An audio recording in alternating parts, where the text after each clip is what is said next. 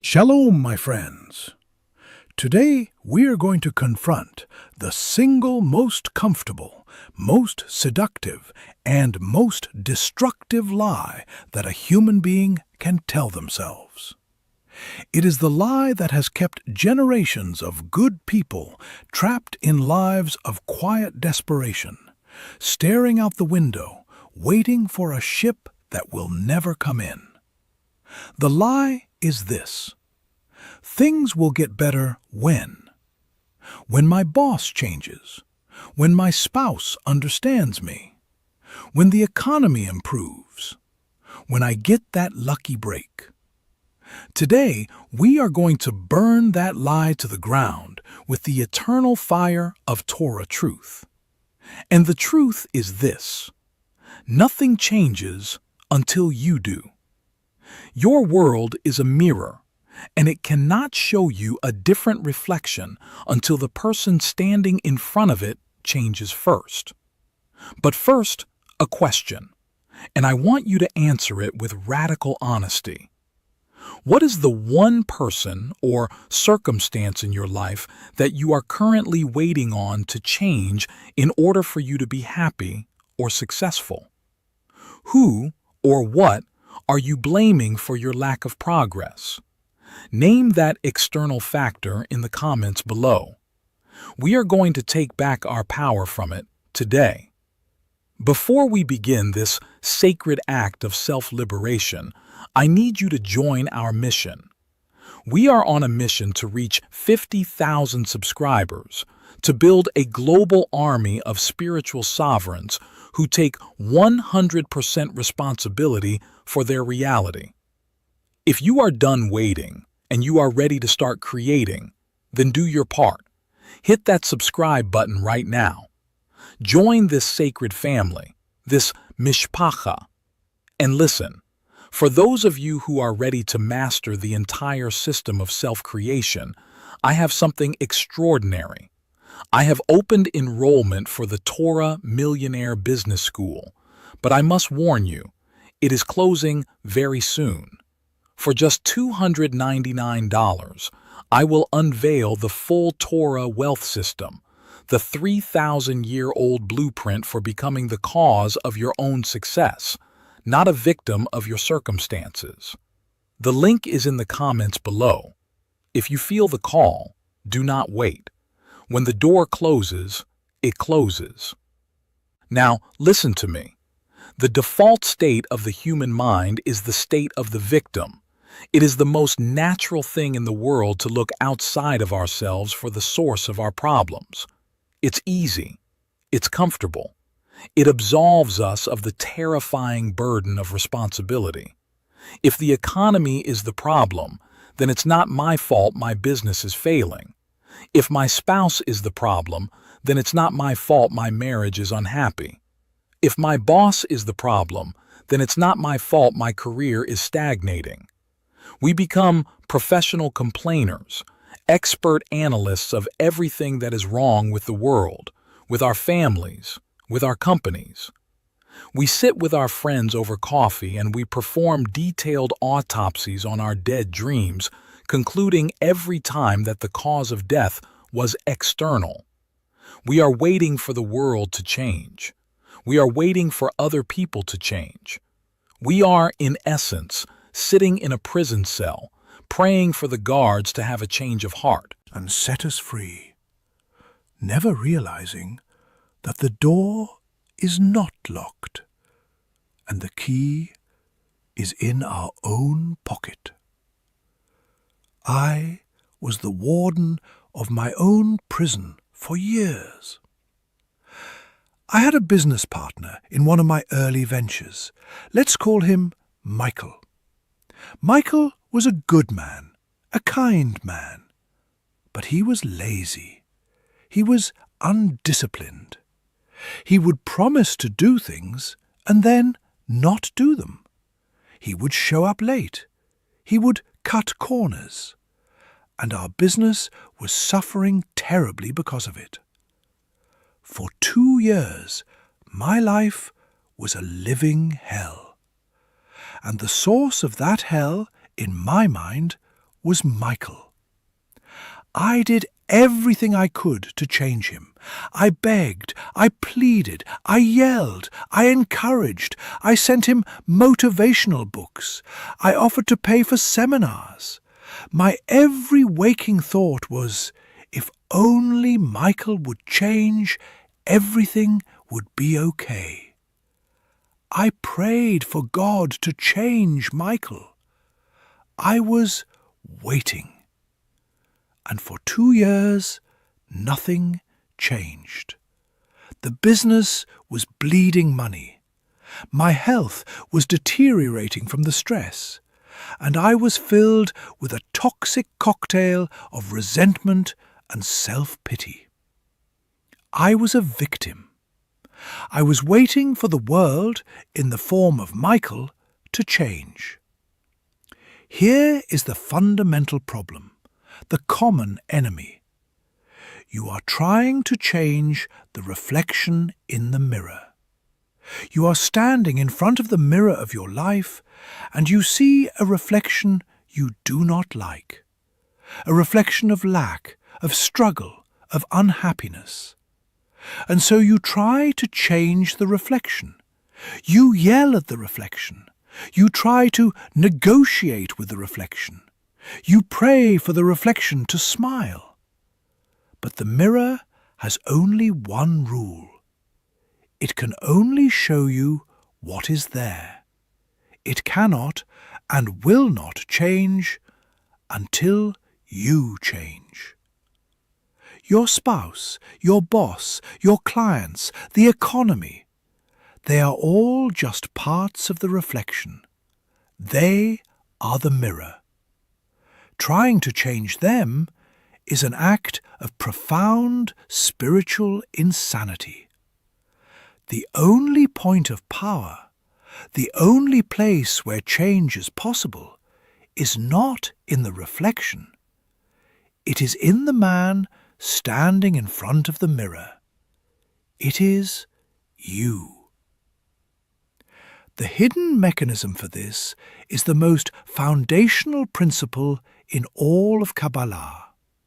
It is called Itaruta deltata, which means an arousal from below. The Kabbalists teach that for any divine energy, any blessing, any change to be aroused from above, Itaruta delela, there must first be an action, an effort, a movement, an arousal from the person here below. God, the universe, the mirror, it is all in a state of potential, waiting for you to make the first move. You must strike the match. You must plant the seed. You must take the first step into the water. The universe does not respond to your need. It does not respond to your desire. It responds to your action. When you change, when you move, when you do something different, you send a powerful signal into the fabric of creation. A signal that says, I am no longer waiting. I am creating. And the entire universe then rearranges itself around your new action, your new state of being. This is the secret of the very first Jew, our father Abraham. The world Abraham was born into was a world of darkness, of paganism, of idolatry. It was a world that had forgotten the one true God. What did God say to him? Did he say, Abraham, wait there in your father's house, and I will go change the world for you? No. His very first command, the command that created the Jewish people and changed the course of human history, was Lech Lecha, go for yourself.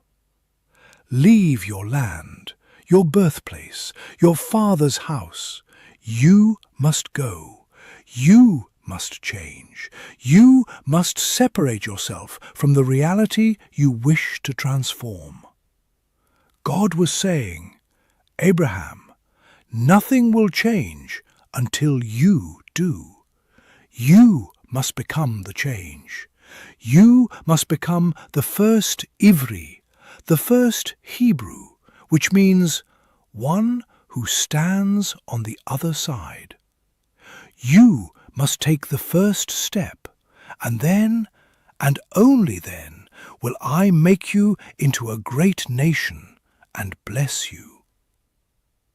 Abraham did not wait for the world to become monotheistic. He became a monotheist, and in doing so, he created a new world.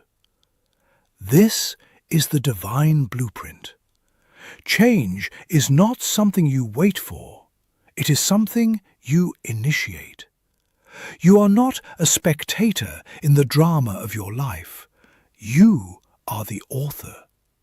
And the story does not move forward until you write the next sentence. My own story with my business partner Michael reached its breaking point. I went to my mentor, the same wise rabbi, and I spent an hour complaining about Michael. I laid out my case like a prosecutor. I showed him all the evidence of Michael's laziness, his incompetence. I ended by saying, Rabbi, what can I do to change him? And my mentor looked at me with deep compassion and said, You can do nothing to change him. You have been asking the wrong question for 2 years. The question is not, how can I change Michael? The question is, how must I change in response to this situation? It was like a physical blow. He was right. I was so focused on the reflection in the mirror that I had forgotten who was standing in front of it. I had abdicated my power. I had been waiting for Michael to change so that I wouldn't have to make a difficult decision. In that moment, I made a new decision. I decided to change. I stopped trying to fix Michael. I accepted that he was who he was, and I realized that the change I needed to make was to end the partnership. It was the hardest decision of my life. It meant dissolving the company, taking a huge financial loss, and facing the terrifying uncertainty of starting over from scratch. But the moment I made the decision, the moment I changed, a profound peace settled over me for the first time in years. I was no longer a victim. I was the author of my own story.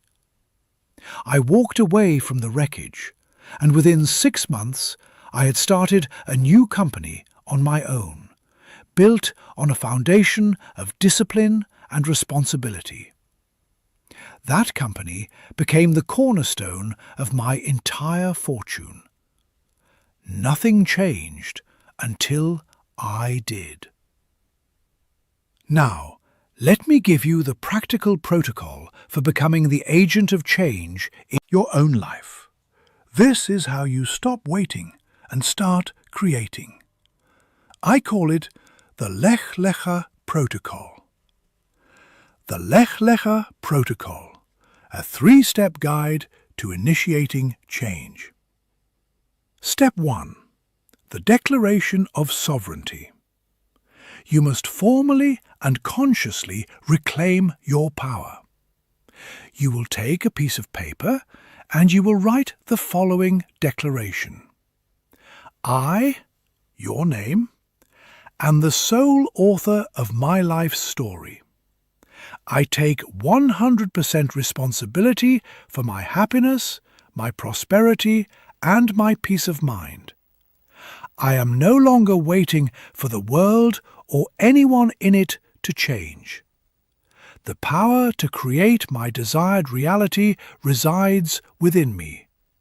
The change begins now, with me. You will sign it, you will date it, and you will put it somewhere you can see it every single day. This is your personal declaration of independence from the tyranny of circumstance. Step 2. Identify your Abraham was commanded to leave Ur of the Chaldees, his homeland, which was the source of his stagnation. You must identify your What is the primary situation, relationship, or habit in your life that you have been passively tolerating, waiting for it to change? Is it a dead-end job? An unhealthy friendship? A toxic family dynamic? A self-sabotaging habit like procrastination or overspending? You must name it.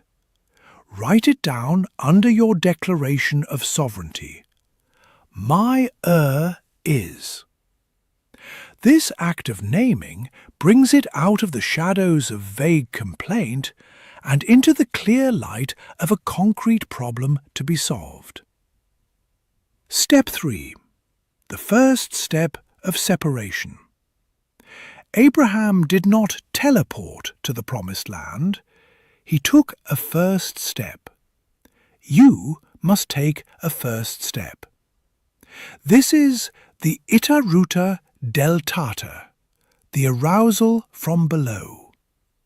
You must perform one small, concrete, physical action that signals to yourself and to the universe that you are no longer standing still. The action does not have to be dramatic. It has to be decisive. If your is a toxic friendship, the first step might be deleting their number from your phone. If your is a dead-end job, the first step might be spending 30 minutes updating your resume. If your is a habit of financial chaos, the first step might be downloading a budgeting app. The size of the step is irrelevant. The fact of the movement is everything. You are walking away from you are walking toward your promised land. This is the work. It is the sacred, terrifying, and ultimately liberating work of taking responsibility for your own life. It is the realization that the prison door has been open all along. I am not giving you a challenge today. I am giving you a choice. You can remain in complaining about the spiritual famine, waiting for the landscape to change, or you can heed the divine call of Lech Lecha and begin your own journey into the unknown, trusting that as you move, the path will appear before you. Here are 3 immediate actions to begin your exodus. 1. Tonight, write your declaration of sovereignty. Sign it, own it. 2. Underneath it, identify your Name the situation you will no longer tolerate. 3. Before you go to sleep tonight, decide on your first step of separation and commit to taking that action tomorrow, no matter how small. Remember the promise. The universe is a mirror. It can only reflect the change you initiate. The power is not out there. It is in you. It has always been in you. You have just been convinced to look in the wrong direction. Stop looking at the reflection. Turn around and look at the man in front of the mirror. That is where the power is. That is where the change begins. That is where God is waiting for you to make the first move. As our sages teach, according to the effort is the reward. Not according to the wish, not according to the hope, according to the effort. Your effort, your change, your first step. Take it now. Shalom, and may you be blessed with the courage of Abraham to leave your the faith to take the first step into the unknown, and the profound joy of discovering that the promised land you have been searching for was waiting for you to create it all along. Amen.